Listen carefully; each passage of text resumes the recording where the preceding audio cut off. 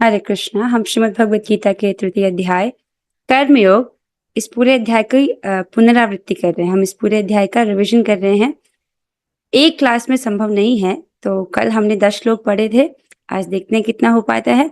ध्यान पूर्वक सुनिएगा, बहुत महत्वपूर्ण है। कल हमने 10 श्लोक तक किया था। जिसने जो कल की कक्षा में आए थे उनके लिए बहुत अच्छे से समझ आएगा। क्रम से समझना चाहिए कभी भी जब हम शास्त्र को समझते हैं। तो कल की कक्षा में आपने समझा था कि अर्जुन का प्रश्न क्या था, राइट। जब अध्याय 3 शुरू होता है तो उनका क्या प्रश्न था, राइट। वो कहते हैं कि अगर आप मोक्ष प्राप्त करने वाली बुद्धि को सकाम कर्म से श्रेष्ठ समझते हैं तो फिर युद्ध क्यों करने को कह रहे हैं। उनके हिसाब से युद्ध करना एक सकाम कर्म है, राइट। उन्होंने प्रश्न पूछा था, आप मुझे युद्ध जैसे घोर कर्म में क्यों लगाना चाहते हैं। वो वास्तव में समझ नहीं पाए थे सकाम कर्म और बुद्धि योग में क्या अंतर है। इसीलिए भगवान खोल करके इस अध्याय में उनको बता रहे हैं। और भगवान के अध्याय 2 में जो उपदेश है उनको सुन करके अर्जुन ऐसी धारणा कर रहे थे कि शायद मुझे एकांत में जाकर तपस्या करना चाहिए। तो इस प्रश्न को सुनने के बाद भगवान विस्तार से इसका उत्तर देते हैं, जिसको हम समझ रहे थे कल की कक्षा में। कल आपने समझा कि कर्म क्या है। आपने कर्म, अकर्म और विकर्म इनके भेद को समझा, ठीक है। फिर आपने इसको समझा कि भगवान ने हमें क्या करने को कहा है। विकर्म नहीं, अकर्म नहीं, कर्म करने को बोला है। और भगवान ने सकाम भाव से कर्म करने को नहीं बोला है, निष्काम भाव से अर्थात बुद्धि योग द्वारा अपने कर्मों को करने को कहा गया है, राइट। निष्काम भाव अर्थात भगवान की प्रसन्नता हेतु अपने कर्मों को करने को बोला गया है, ठीक है। इसी श्रृंखला में हम 10वें अध्याय तक हमने पढ़ा था, राइट। और आपने इस कारण को भी जाना था कि कर्म क्यों किया जाता है, किस व्यक्ति के लिए कर्म करना आवश्यक है और किसके लिए नहीं, राइट। ये भी हम समझ रहे थे। सो आइए 10वें श्लोक तक हमने पढ़ा था कल। और कल हमने ये जाना था कि बद्ध जीव के लिए संपूर्ण कार्यक्रम क्या है।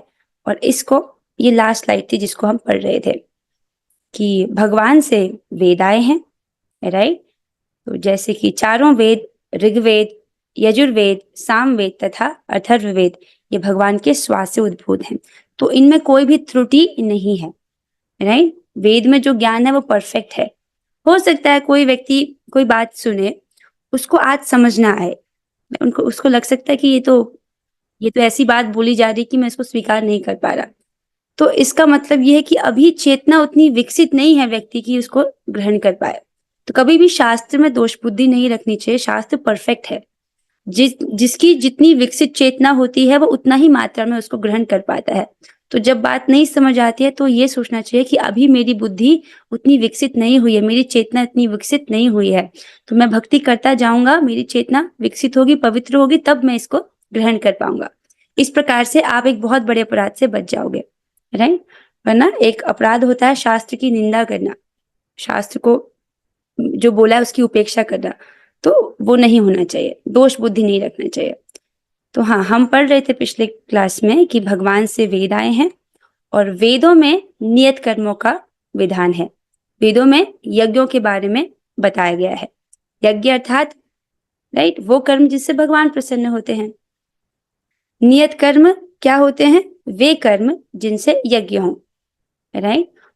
इसका जो लिंक है वो पिछली स्लाइड में हमने समझा था कि नियत कर्तव्य किस व्यक्ति को करना चाहिए। यहां पर देखिए, जिस व्यक्ति का चित्त अशुद्ध है उस व्यक्ति को नियत कर्म कर्तव्य की आवश्यकता है, राइट, ठीक है।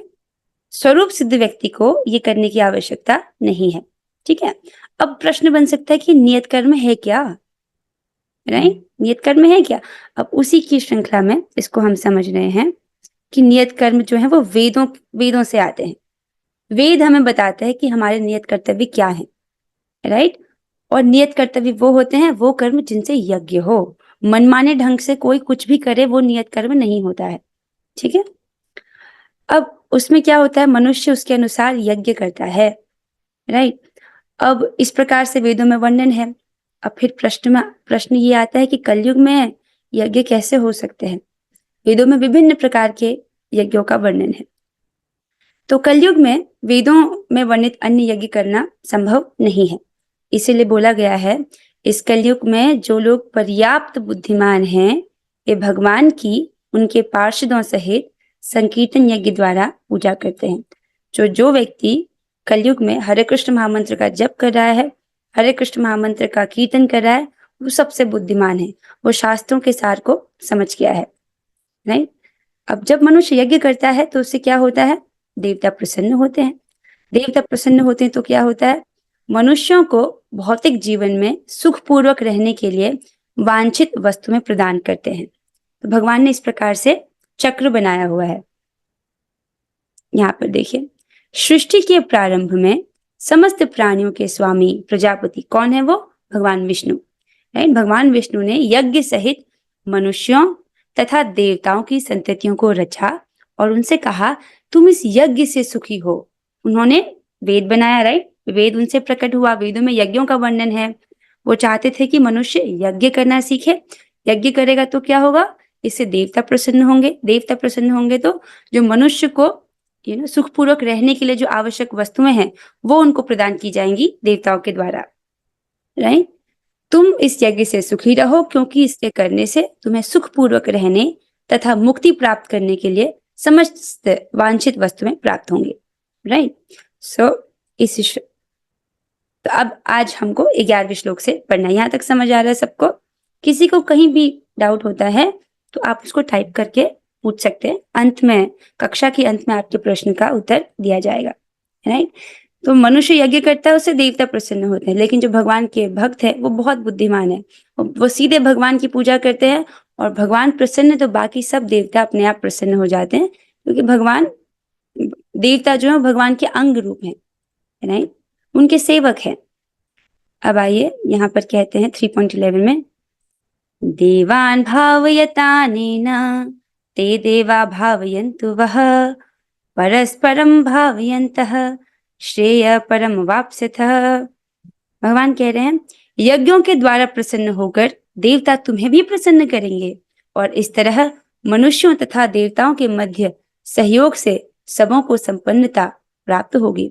अपने आसपास देखिए, जिस पर जो हमारे जीवन की बेसिक आवश्यकताएं हैं, जैसे कि हमको धूप चाहिए, रोशनी चाहिए, जल चाहिए, हवा चाहिए, ये सब मनुष्य नहीं बनाता है। इसके लिए हम प्रकृति पर डिपेंडेंट हैं, हम देवताओं पर निर्भर हैं। राइट। और देवता कौन है? ये भगवान के सेवक हैं। देवता भगवान से इंडिपेंडेंट नहीं चल रहे हैं, वो भगवान के अंडर हैं। कोई भी देवता हो, गणेश जी, सरस्वती मैया, जिस भी देवता को आप नाम जानते हो, जो उसके विषय में भी आपने सुना है, इंद्रदेव, वो सभी भगवान के सेवक हैं। राइट। और यहाँ पर ये चित्र दिखा रहा है कि जिस प्रकार जड़ में पानी डालने से पूरे पेड़ को पोषण मिलता है, उसी प्रकार जब हम भगवान की पूजा करते हैं तो उससे सारे देवता अपने आप प्रसन्न हो जाते हैं। तो अलग से भक्तों को देवता की पूजा करने की आवश्यकता नहीं होती है। ठीक है, आगे चलते हैं। 3.12 में कहते हैं, इष्टान भोगान ही वो देवा दास्यन्ते यज्ञ भाविताः तैर्दत्तान प्रदायेभ्यो यो भुंक्ते तेन एव सह। इसमें भगवान कहते हैं, जीवन की विभिन्न आवश्यकताओं की पूर्ति करने वाले विभिन्न देवता यज्ञ संपन्न होने पर प्रसन्न होकर तुम्हारी सारी आवश्यकताओं की पूर्ति करेंगे, किंतु जो उन उपहारों को देवताओं को अर्पित किए बिना भोगता है वह निश्चित रूप से चोर है। तो देखिए, हम अपनी जीवन की बेसिक आवश्यकताओं के लिए, राइट, हवा, पानी, उष्णता, अन्न, राइट, फल, ये सब जो हमारे जीवन की बेसिक आवश्यकता है, जैसे चित्र में देखिए, इनमें से कुछ भी मनुष्य खुद से बना नहीं सकता। राइट। हम हवा नहीं बना सकते, आग हमने नहीं बनाई है, ना ही सूर्य का प्रकाश या जल। राइट। ये इन सब के लिए हम भगवान पर, उनकी व्यवस्था पर, देवताओं पर निर्भर है। राइट। सो जो व्यक्ति इनका भोग तो कर रहा है, इनको स्वीकार तो कर रहा है, ग्रहण कर रहा है, और देवताओं को अर्पित नहीं कर रहा, भगवान कह रहे हैं वो तो निश्चित रूप से चोर है। और तात्पर्य में हमने पढ़ा था, जो व्यक्ति चोर है वो कभी भी सुखी और समृद्ध नहीं हो सकता, वो सुखी नहीं रह सकता। राइट। सो परमेश्वर के बिना न तो प्रचुर प्रकाश मिल सकता है, न चांदनी, वर्षा या प्रातःकालीन समीर ही। जिनके बिना मनुष्य जीवित नहीं रह सकता। राइट। स्पष्ट है कि हमारा जीवन भगवान द्वारा प्रदत्त वस्तुओं पर आश्रित है। आजकल की मॉडर्न लाइफ इतनी अधिक हम अपने जीवन में प्रोडक्ट्स को देखते हैं, ऐसा लगता है कि हम फैक्ट्रीज के प्रोडक्ट्स पर डिपेंडेंट हैं, पर ऐसा नहीं है। राइट। वास्तव में जो हमारे जीवन की बेसिक मूलभूत आवश्यकताएं हैं, उसके लिए हम भगवान द्वारा प्रदत्त वस्तुओं पर आश्रित हैं। लेट्स गो बैक टाइम में, अगर हम 1000 साल पहले जाते हैं, तब कोई फैक्ट्री नहीं थी और ये फैक्ट्रीज के प्रोडक्ट्स भी नहीं थे। तब भी मनुष्य रह रहे थे बड़े सुखपूर्वक। राइट। और तब इतने रोग भी नहीं थे जितने आज हैं। तो जीवन की आवश्यकता जो है, उसके लिए हम भगवान की व्यवस्था पर निर्भर हैं। तो जब हम भगवान से कुछ स्वीकार कर रहे हैं, तो हमको उसके प्रति आभारी होना चाहिए। राइट। हम सनलाइट को यूज कर रहे हैं, चांदनी है, जल है, या विभिन्न प्रकार के फल जिसका आप सेवन करते हो। राइट। वो सब भगवान हमको प्रोवाइड कर रहे हैं, तो उसके प्रति हमको आभारी होना चाहिए। राइट। देखिए, भगवान इसको कहते हैं कि वो ही सूर्य के प्रकाश और चंद्र का प्रकाश और अग्नि का तेज, ये सब भगवान से ही आता है। राइट। तो जब भी हम इन रिसोर्सेस को यूज कर रहे हैं, जब भी आप खाना बनाते हो, वो भगवान की सहायता के बिना संभव नहीं है। क्यों? क्योंकि जैसे आपने वो गैस जलाई, उसमें आग आया, वो आग का तेज कहाँ से आ रहा है? भगवान से आ रहा है। उससे भगवान का स्मरण होना चाहिए। और जब आप वो भोजन कर रहे हो, राइट, जो भोजन में अलग अलग रसों का अनुभव होता है। राइट। कुछ पदार्थ तीखे होते हैं, कुछ पदार्थ मीठे होते हैं। राइट। अलग अलग स्वाद होता है। जैसे फलों को ले लीजिए, आम, आजकल आम का सीजन है, कितना रसीला फल है। राइट। उसी प्रकार से अलग अलग फल, अंगूर, केला, अमरूद, इन सब में अलग अलग रस है। किसने भरा ये रस? भगवान ने। इसको भगवान कहते हैं कि वे ही चंद्रमा के रूप में सारी वनस्पतियों में रस को भरते हैं। तो जब भी आप इस प्रकार की चीजों को ग्रहण करते हैं, आपको अनुभव करना चाहिए कि ये भगवान ने मेरे लिए भरा है। इट्स लाइक, जो आप फल ग्रहण कर रहे हो, उसका अलग अलग रसों का स्वादन कर रहे हो, वो भगवान ने दिया है। तो हमको उनके प्रति आभारी होना चाहिए। We should be grateful. You know हम बिना हवा के नहीं रह सकते, तो हम सांस ले रहे हैं, तो हमको एटलीस्ट आभारी होना चाहिए। तो हम किस प्रकार से अपने आभार को व्यक्त करते हैं? अगर हम किसी की वस्तु को ले रहे हैं, वी शुड बी थैंकफुल, है कि नहीं? तो हम अपना आभार शो करते हैं उनको, उन वस्तुओं को अर्पित करके। राइट। इसको भगवान अगले श्लोक में कहते हैं, यज्ञ शिष्टाशिना संतो मुच्यन्ते सर्व खिल विषय भुंजते ते त्वघम पापा ये पचन्ते आत्म कारणात्। भगवान कहते हैं, भगवान के भक्त सभी प्रकार के पापों से मुक्त हो जाते हैं, क्योंकि वे यज्ञ में अर्पित किए भोजन अर्थात प्रसाद को ही खाते हैं। अन्य लोग जो अपनी इंद्रिय सुख के लिए भोजन बनाते हैं, ये निश्चित रूप से पाप खाते हैं। तो जो भक्त हैं, वो भगवान को अर्पित करते हैं। जब हम भगवान को भोजन अर्पित करते हैं, ये हम उनको अपना आभार प्रकट करते हैं। We show our gratitude. इसीलिए हम सभी को भोग लगाकर ही पाना चाहिए। राइट। ये सब वस्तुएं हमको भगवान की व्यवस्था द्वारा प्राप्त हैं, तो we should be grateful for it. अब जो लोग अपनी इंद्रिय सुख के लिए भोजन बनाते हैं, भगवान कह रहे हैं वो निश्चित रूप से अर्थात फॉर श्योरली वो पाप ही खा रहे हैं। पाप अर्थात कर्म बंधन। उनको फिर से एक भौतिक योनि स्वीकार करने के लिए बाध्य होना पड़ेगा। ये भोजन इतना महत्वपूर्ण है कि this is the foundation of spiritual life. कोई व्यक्ति आध्यात्म प्रगति करना चाहता है, लेकिन अपने खान पान को चेंज करने को रेडी नहीं है, तब तो कुछ नहीं कहा जा सकता। This is like the basis. इसके ऊपर ही आपकी सारी आध्यात्मिक जर्नी जो है, उसका आधार है ये। और भोजन खा के व्यक्ति जिस प्रकार की चेतना विकसित करता है, राइट, जैसे जिस प्रकार का हम भोजन खाते हैं, वैसा हमारा चित्त होता है। आहार शुद्धि सत्व शुद्ध हो, राइट। तो आहार की शुद्धि से हमारे चित्त की शुद्धि होती है। आहार बहुत महत्वपूर्ण है। मान लीजिए कोई व्यक्ति बिल्कुल भी डिस्टिंग्विश नहीं करता, कुछ भी आ जाए प्लेट पर वो खा लेता है, अर्थात मांस मच्छी कुछ भी आ जाए खा लेता है।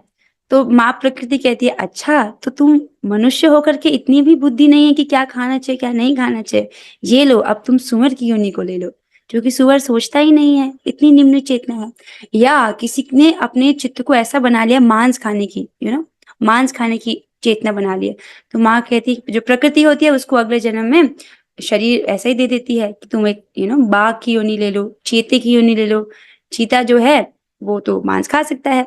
उसी प्रकार से किसी ने अपना चित्त ऐसा बना लिया कि वो सोने की आदत है उसको, आराम से जब देखो सोए रहते हैं, तो ठीक है, उसको अगली योनि में भालू की योनि दे दी जाती है। तो जैसे हम अपने कार्यों से अपने चित्त को जैसे जैसे चित्त होगा वैसी योनि हमको प्राप्त होगी। बहुत सतर्क रहना पड़ता है इसके लिए। और जो भगवान के भक्त हैं वो प्रसाद खाते हैं, और प्रसाद खा करके उनके सारे पापों से मुक्त हो जाते हैं, सारे कल्मशों से मुक्त हो जाते हैं। और उद्धव जी इसको श्रीमद् भागवत में कहते हैं कि केवल प्रसाद खाने से आपके भक्त भगवत धाम प्राप्त करने की योग्यता को प्राप्त कर लेते हैं, है ना ये। और ये भी बोला जाता है कि आप एक एक कौर प्रसाद खा रहे हो तो करोड़ों करोड़ों यज्ञों का पुण्य भी ट्रांसफर हो जाता है। Right, this is amazing. So यहाँ से हमको समझ आता है कि जो भक्त अभी तक भोग ला के नहीं पा रहे थे, आप प्लीज उसको इम्प्लीमेंट कीजिए स्टेप को। नेक्स्ट, फिर भगवान कहते हैं, अन्नाद् भवति भूतानि पर्जन्याद् अन्न संभवः यज्ञाद् भवति पर्जन्यो यज्ञ कर्म समुद्भवः। भगवान कहते हैं सारे प्राणी अन्न पर आश्रित हैं, जो वर्षा से उत्पन्न होता है। वर्षा यज्ञ संपन्न करने से होती है, और यज्ञ नियत कर्मों से उत्पन्न होता है। राइट, जो प्राणी है उनका जो भौतिक शरीर है वो जल पर आश्रित है। राइट, इस जगत में हम जितनी योनियों को देख रहे हैं, जितने जीवों को देख रहे हैं, उनके भौतिक शरीरों को, तो वो सब जल पर निर्भर हैं। और संस्कृत में जल को जीवन भी बोला जाता है ना। देखिए हम लोग जल पर निर्भर हैं कि नहीं। और जल कहाँ से आता है? वर्षा से उत्पन्न होता है। तो आप कह सकते हो माता जी ट्यूबवेल से भी तो जल आता है। राइट, देखो ट्यूबवेल से हम जो पानी निकलता है वो ग्राउंड वाटर से निकलता है। एक समय बाद क्या होता है कि ग्राउंड वाटर भी ना डिस्चार्ज होने लगता है, उसका पानी नीचे चले जाता है। फिर वो दोबारा कैसे रिचार्ज होता है? आपने पढ़ा होगा ग्राउंड वाटर रिचार्ज होता है बारिश के पानी से। तो बारिश से वापस से ग्राउंड वाटर रिचार्ज हो जाता है, फिर हम उसको फिर से ट्यूबवेल या मोटर से पानी एक्सेस कर सकते हैं। और ये वर्षा कैसे होती है? यज्ञ संपन्न करने से। राइट, वर्षा के नियामक देवता है एक जीवित व्यक्ति, वो उसको कंट्रोल करते हैं। और वो प्रसन्न होते हैं जब यज्ञ किया जाता है। और यज्ञ कैसे होता है? नियत कर्मों से उत्पन्न होता है। हम कमिंग हियर, जो इसको हम जो समझ रहे थे, इसी बेसिकली जो आगे के श्लोक हैं वो इसी साइकिल को समझा रहे हैं कि वेद हैं, वेद से नियत कर्म आते हैं। राइट, नियत कर्म अर्थात वह कर्म जिनसे यज्ञ हो। तो मनुष्य यज्ञ करता है, उससे देवता प्रसन्न होते हैं। देवता प्रसन्न होते हैं तो वो जो मनुष्य को वस्तु में चाहिए होती हैं, जिनसे वो सुखपूर्वक रह सके, उसको प्रदान करते हैं। जैसे कि वर्षा हो, प्रचुर मात्रा में अन्न हो, उष्णता हो, आदि इस प्रकार की चीजें। ठीक है, फिर आगे भगवान बोलते हैं, कर्म ब्रह्मोद्भवम विद्धि ब्रह्माक्षर समुद्भवम तस्मात् सर्वगतम ब्रह्म नित्यम यज्ञे प्रतिष्ठितम। भगवान कह रहे हैं 3.15 में, वेदों में नियमित कर्मों का विधान है, और ये साक्षात श्री भगवान पर ब्रह्म से प्रकट हुए हैं। फलतः सर्वव्यापी ब्रह्म यज्ञ कर्मों में सदा स्थित रहता है। राइट, जो हमने सीखा कि भगवान से ही वेद उत्पन्न हुए हैं, और वेदों में नियत कर्मों के बारे में हमको बताया गया है। नियत कर्म करने की आवश्यकता किसको होती है? जिसका चित्त अभी अशुद्ध है। राइट, और ये जो ब्रह्म है ये साक्षात भगवान से प्रकट है, तो इनमें कोई भी त्रुटि नहीं है, ये परफेक्ट है। ओके, फलतः सर्वव्यापी ब्रह्म यज्ञ कर्मों में सदा स्थित रहता है। तो जो भगवान है हमेशा ही यज्ञ में उपस्थित रहते हैं। इसको दो प्रकार से आप समझिए। एक तो जब भी जहां भी यज्ञ हो रहा है भगवान वहां पर उपस्थित रहते हैं। राइट, जैसे यहाँ पर भी भगवत गीता रूपी यज्ञ हो रहा है तो यहाँ पर भगवान भी हैं, भले ही वो हमारी भौतिक चक्षु से दिखाई ना देते हो। तो उनको पता है कि कितने बच्चे हैं जो सुन रहे हैं। राइट, सब वो तो उपस्थित हैं। दूसरी बात ये है कि कारण रूप में भगवान जो है वो उपस्थित रहते हैं वेदों में। जैसे जैसे एक छोटा सा उदाहरण, गाय से गोबर आता है, तो गोबर में जो गोबर का कॉज क्या है? गाय। राइट, तो कॉज के रूप में, कारण रूप में जो गाय है गोबर में प्रकट है। ये भाषा है वेदों की, आप इसको समझिए। तो जो गोबर का अस्तित्व गाय के बिना नहीं हो सकता। राइट, गोबर ऐसे ही नहीं आ सकता, तो गाय से गोबर आया, तो गोबर में गाय प्रेजेंट है कारण रूप में, बिना गाय के गोबर नहीं आ सकता। राइट, उसी प्रकार से इस जगत में जो भी दिख रहा है हमको, राइट, उसमें भगवान कारण रूप से विद्यमान है। राइट, अगर भगवान नहीं होते तो ये जगत भी नहीं होता, भगवान से ये सब आया है। ये दूसरे प्रकार से। राइट, मेन बात आपको ये समझनी कि जो भी यज्ञ कर्म होते हैं उसमें भगवान हमेशा ही स्थित रहते हैं, और ये इसमें भी वेदों में भी भगवान है क्योंकि कारण रूप में भगवान प्रेजेंट है। आगे अब फिर भगवान एक चक्र समझाते हैं कि एवं प्रवर्तितम चक्रम नानुवर्तयति यह अघायुर इंद्रिया रामो मोघम पार्थ स जीवति। भगवान कहते हैं कि इस प्रकार से जो चक्र है, राइट, जो व्यक्ति उस चक्र का पालन नहीं करता वो पापपूर्ण जीवन बिताता है। इसका जो अनुवाद है, कौन सा चक्र है जिसके विषय में भगवान यहाँ से बोल रहे थे कि जो सारे प्राणी हैं वो अन्न पर आश्रित होते हैं, अन्न वर्षा से उत्पन्न होता है, वर्षा यज्ञ संपन्न करने से होती है, राइट, और यज्ञ कहाँ से उत्पन्न होते हैं? नियत कर्मों से, अर्थात जो वेदों से। इस प्रकार से ये एक चक्र है। तो जो इसके हिसाब से नहीं चलता है वो तो पापपूर्ण जीवन ही बिताता है। Someone is saying something? Okay, अब आगे बढ़ते हैं। अब 3.17 कर लेते हैं, थोड़ा सही है। फिर भगवान कहते हैं यस्त्वात्मरतिरेव स्यात् आत्मतृप्तिश्च मानवः आत्मन्येव च संतुष्टः तस्य कार्यं न विद्यते। तो भगवान कह रहे हैं किस व्यक्ति के लिए कर्म करने की आवश्यकता नहीं होती। अभी तक हम उस स्लाइड को समझ रहे थे कि किस व्यक्ति के लिए कर्म करने की आवश्यकता है। कौन? जिसका चित्त अभी अशुद्ध है, उसको नियत कर्तव्य, नियत कर्म करने की आवश्यकता है। नियत कर्म कहाँ से आते हैं? वेदों से आते हैं। वेदों में हमारे नियत कर्मों का वर्णन है, राइट। उस प्रकार से व्यक्ति करता है तो क्या होता है? उसे देवता प्रसन्न होते हैं, देवता उसको जो भी आवश्यक वस्तुएं वो देते हैं। और ये जो यज्ञ है ये इस प्रकार से बनाए जाते हैं कि मनुष्य का चित्त भी शुद्ध हो जाए और उसको जो भौतिक वस्तु चाहिए वो भी उसको प्राप्त हो जाए, राइट। अब भगवान बताने की कोशिश कर, अब भगवान सेकंड चीज बता रहे हैं कि जिस व्यक्ति का चित्त शुद्ध है उसको कोई भी कार्य करने की आवश्यकता नहीं है। उस पॉइंट को भगवान कह रहे हैं। भगवान कह रहे हैं किंतु जो व्यक्ति आत्मा में ही आनंद लेता है और अपने कृष्ण भावनावृत्ति कार्यों से पूर्णतया संतुष्ट रहता है उसके लिए कुछ करनी या कर्तव्य नहीं होता। स्पष्ट है ये बात, राइट। जिस व्यक्ति का शुद्ध चित्त है उसको कोई भी कर्तव्य करने की जरूरत नहीं होती। इसमें यहाँ पर ये दो चित्र क्यों बनाए गए हैं? पहली बात में बोला गया जो आत्मा में आनंद लेता है, हो सकता है कि ये व्यक्ति ब्रह्मानंदी हो, पहले लेवल का साधक हो, राइट। 3 लेवल होते हैं, एक तो ब्रह्म पहला लेवल, दूसरा लेवल परमात्मा, तीसरा वाला भगवान, राइट। तो जो भक्त होते हैं वो तो सीधे भगवान को टारगेट करते हैं, राइट, वो तो भगवान की भक्ति चाहते हैं, राइट। और जो पहला लेवल वाला है वो ब्रह्म साक्षात्कार से ही प्रसन्न है, ठीक है। तो ये व्यक्ति भी आत्मा में आनंद लेता है और ये जो पूर्ण कृष्ण भावना भावित है अर्थात जो जिसको भगवत साक्षात्कार हो गया है वो कृष्ण की सेवा सुख का आनंद लेता है, ठीक है। जो भगवान की सेवा करता है उनकी सेवा सुख का आनंद लेता है। तो ये ज्यादा पहुंचा हुआ व्यक्ति है। तो जो इस प्रकार से अपने कृष्ण भावनामृत्य कार्य से पूर्णतः संतुष्ट है उसके लिए कोई भी कर्तव्य करनी नहीं होता। इसको भगवान बोल रहे हैं, राइट। यहाँ पर 2 क्यों बोला गया? देखो क्योंकि भक्तों के लिए भगवान परम है और जो निर्विशेषवादी है उनके लिए मुक्ति परम है। वहीं तक उनको जब ब्रह्म ज्योति वो ब्रह्म का साक्षात्कार हो जाता है वहीं पर उसी से प्रसन्न रहते हैं। हालांकि वहां से गिरने की संभावना रहती है। आगे चलते हैं। नैव तस्य कृतेनार्थो न कृतेनेह कश्चन न चास्य सर्वभूतेषु कश्चित अर्थ व्यपाश्रयः। अब भगवान और अच्छे से समझा रहे, भगवान स्पष्ट कर रहे हैं बातों को कि देखो स्वरूप सिद्ध व्यक्ति के लिए न तो अपने नियत कर्मों को करने की आवश्यकता रह जाती है, न ऐसा कर्म न करने का कोई कारण ही रहता है। उसे किसी अन्य जीव पर निर्भर रहने की आवश्यकता भी नहीं रह जाती। वाह। भगवान कह रहे जिसका चित्त शुद्ध है इसको अपने नियत कर्तव्य को करने की आवश्यकता नहीं है, राइट। और अपने नियत कर्मों को ना करने की भी आवश्यकता नहीं है। लाइक समझ लो, अपने कर्मों को करना और अपने कर्मों को ना करना, राइट।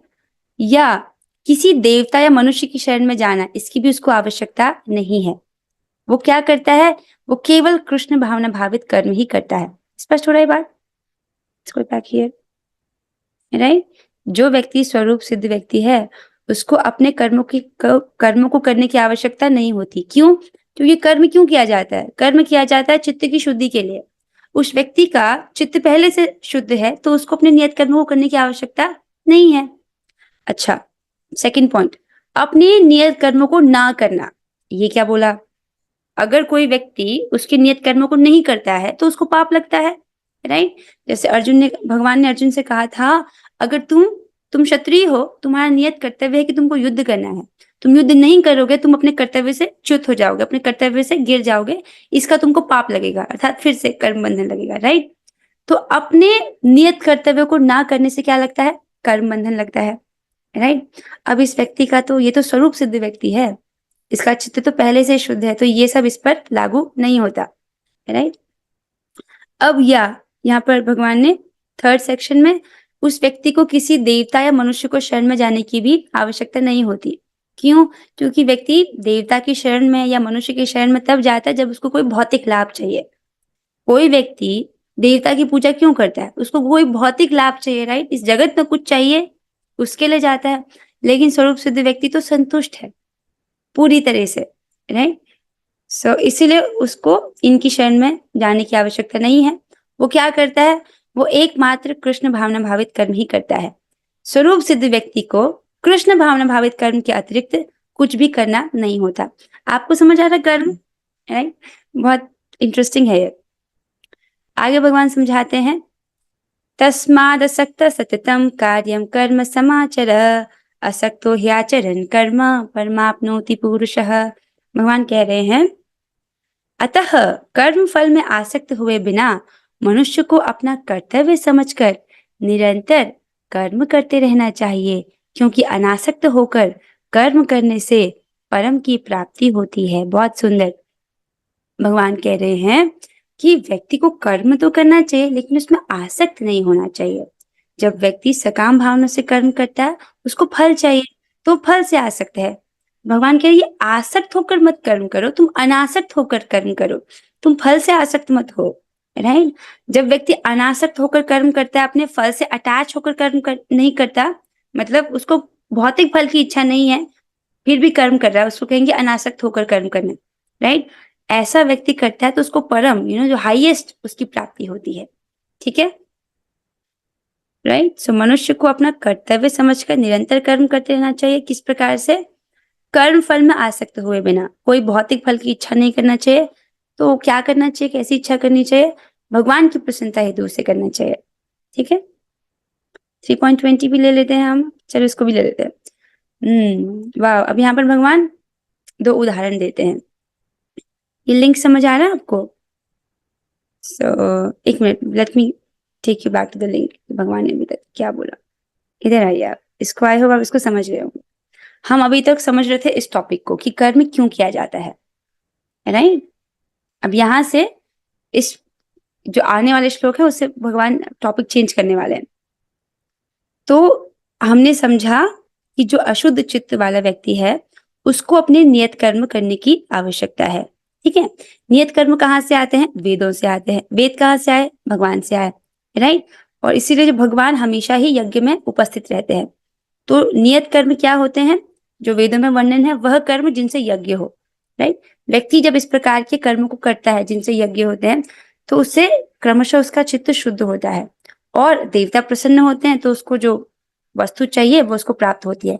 अब क्या हमको देवताओं को प्रसन्न करना है? नहीं, भगवान के भक्त सीधे भगवान की पूजा करते हैं, राइट? और जब भगवान प्रसन्न होते हैं तो बाकी सारे देवता अपने आप प्रसन्न हो जाते हैं। तो किस प्रकार से हम भगवान को प्रसन्न करते हैं? कौन से यज्ञ हम करते हैं? भगवान ने कहा जो भक्त हैं वो भगवान को अर्पित भोजन ही ग्रहण करते हैं, अर्थात प्रसाद खाते हैं। तो वो कौन सा यज्ञ करते हैं? भगवान को भोजन अर्पित करते हैं। ये बहुत बड़ा यज्ञ है, राइट? इसको भगवान ने बताया इस सेक्शन में। तो हमको विभिन्न देवताओं को प्रसन्न करने के पीछे नहीं जाना है, हमको सिंपल यज्ञ करना है, अपने घर में अर्चा विग्रह की स्थापना करनी है और उनको भोग लगा करके प्रसाद पाना है। ये सिंपल यज्ञ करने से भगवान संतुष्ट हो जाते हैं और बाकी सब देवता भी अपने आप संतुष्ट हो जाते हैं, राइट? इतना समझ आ गया। और दूसरा हमने कौन सा यज्ञ समझा कि संकीर्तन यज्ञ। कौन सा यज्ञ करने की आवश्यकता है? हरि नाम का जप और हरि नाम का संकीर्तन। ये करेगा व्यक्ति तो इससे भगवान प्रसन्न संतुष्ट हो जाते हैं, भगवान प्रसन्न, सारे देवता प्रसन्न संतुष्ट हो जाते हैं, राइट? तो इससे क्या होता है? व्यक्ति को इस जीवन में सुखपूर्वक रहने के लिए जो वांछित वस्तुएं चाहिए वो उसको मिल जाती हैं और उसका परलोक, उसको भगवत धाम की प्राप्ति के लिए भी वो अग्रसर होता है, राइट? तो हमने इसको समझा। अब फिर भगवान ने बताया कि व्यक्ति को कर्म करना चाहिए, लेकिन अनासक्त होकर के, कर्म के फल से अटैच नहीं होना चाहिए, राइट। सो इसको थोड़ा पीछे आएंगे तो इसमें आए, जब आप समझ रहे थे कर्म, अकर्म और विकर्म, इसको आप समझ रहे हो जब, तो हमने समझा था राइट कि हम अपने जो शास्त्रों में वर्णित नियत कर्तव्य है उनको दो प्रकार से कर सकते हैं, सकाम भाव से और निष्काम भाव से, राइट। तो भगवान कह रहे हैं कि सकाम भाव से मत करो, अर्थात फल में आसक्त होकर मत करो अपने कार्य को, राइट। आसक्त होकर जो फल की आसक्ति से कार्य करता है वो सकाम भाव से कर रहा है, वैसा करने को भगवान मना कर रहे हैं। भगवान कह रहे हैं व्यक्ति को अपना कर्तव्य निरंतर करना चाहिए, अपने कर्म को कर्तव्य समझकर करना चाहिए, लेकिन अनासक्त होकर के, राइट, बुद्धि योग द्वारा भगवान की प्रसन्नता हेतु। अब वो उसको दो उदाहरण से बताएंगे। एक जनक महाराज जी का उदाहरण देंगे कि वो स्वरूप सिद्ध व्यक्ति थे, उनको कुछ भी करने की आवश्यकता नहीं थी, वो स्वरूप सिद्ध व्यक्ति थे और उनको कुछ भी करने की आवश्यकता नहीं थी, लेकिन फिर भी वे अपने नियत कर्तव्य को करते थे। क्यों? जो जनता है, जन सामान्य को शिक्षा देने के लिए। फिर भगवान अपना भी उदाहरण देते हैं कि मेरे पास कोई अभाव नहीं है, मुझे किसी भी वस्तु की आवश्यकता नहीं है, फिर भी मैं कर्म करता हूँ। क्यों?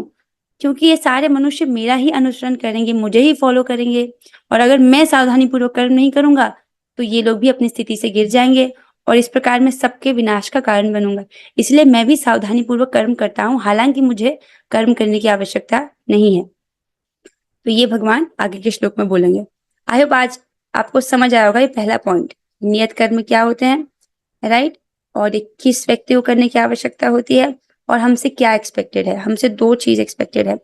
बद्ध जीव से ये एक्सपेक्टेड है कि वो यज्ञ करना सीखे। क्यों? ताकि पहली बात, उसको जो इस जगत में भौतिक वस्तु में चाहिए वो मिल जाए, और दूसरा उसका चित्त का शुद्धिकरण हो। उसका चित्त का शुद्धिकरण होगा तो उसको भगवत धाम की तरफ वो आगे बढ़ेगा, राइट। तो भगवान हमसे चाहते हैं कि हम यज्ञ करना सीखें। अब वेदों में बहुत प्रकार के यज्ञ हैं, लेकिन कलयुग में हम वो सब नहीं कर सकते। तो कलयुग में हमारे लिए कौन सा यज्ञ है? हरे कृष्ण महामंत्र का जप और हरे कृष्ण महामंत्र का कीर्तन करना, राइट। हरे कृष्णा कृष्ण कृष्ण हरे हरे, हरे राम राम राम हरे हरे, इस मंत्र को जपना, ये सबसे बड़ा यज्ञ है। भगवान इसको बोलते हैं अध्याय 10 में कि सबसे बड़ा यज्ञ है, यज्ञों में भगवान जप यज्ञ है, राइट। और दूसरा हमने सीखा था कि भगवान के भक्त जो है भगवान को भोजन अर्पित करके ग्रहण करते हैं। तो ये दूसरा यज्ञ है जो सारे भक्त करते हैं। तो जो भक्त यहाँ पर अगर ऐसा कोई है जो प्रसाद नहीं खाता है, तो भगवान आपसे एक्सपेक्ट करते हैं कि आप उनको भोजन अर्पित करके ही ग्रहण करें, ओके। जो व्यक्ति ऐसा नहीं करता उसको चोर बोला गया है, और वो केवल पाप खाता है, इसका मतलब वो दंड का अधिकारी है। भले ही उसको लगे कि अरे मैं तो बहुत ही अच्छे से जॉब करता हूँ, पैसे कमाता हूँ और फिर भोजन बना के खाता हूँ, नहीं। आप भले आपके पास खूब सारे पैसे हो, अगर बाजार में अन्न ना हो, फल ना हो, शाक ना हो, राइट, जो कि पृथ्वी से आते हैं, राइट, और और जहाँ ये अन्न सब किस पे डिपेंडेंट है? देवताओं पर निर्भर करता है। अगर सूर्य का प्रकाश ना हो, अन्न जल ही ना हो, तो किस प्रकार से उगेगा? तो उस प्रकार से हम देवताओं के प्रति ऋणी हैं। तो जो भी खाना प्लेट पर आ रहा है उसमें ऋण है, टैक्स है जो पे करना है। किस प्रकार से पे किया जाता है? जब हम इसको भगवान को ऑफर कर देते हैं, okay. So I hope this is clear. हमको दो यज्ञ करने हैं, प्रसाद खाना है और जप करना है, राइट, और हरे कृष्ण महामंत्र का संकीर्तन।